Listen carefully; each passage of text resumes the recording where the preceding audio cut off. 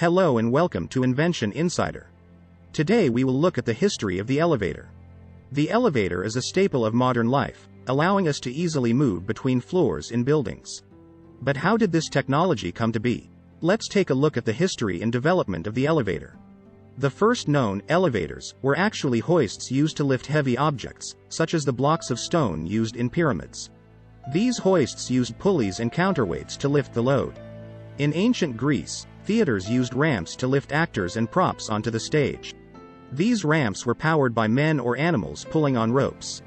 The Romans also used pulley systems to lift heavy objects, including a type of elevator, used in palaces to lift people and goods to upper floors. For many centuries, the most common way to move between floors in a building was by using stairs. In castles and other fortifications, spiral staircases were used to make it more difficult for attackers to reach the upper floors. In the 19th century, the Industrial Revolution brought new advances in engineering and materials, which led to the development of the modern elevator.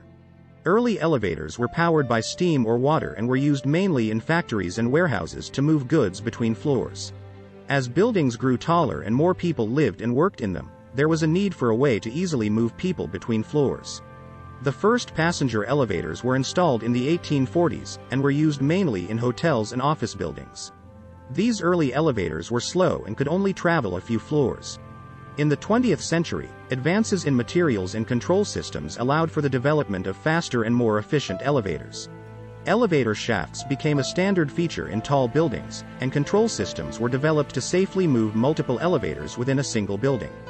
Today, elevators are an essential part of modern life, and the technology continues to evolve. Elevators can travel at high speeds, reach great heights, and are used in a variety of settings, from residential buildings to skyscrapers. Thanks for tuning in. Subscribe and like for more videos.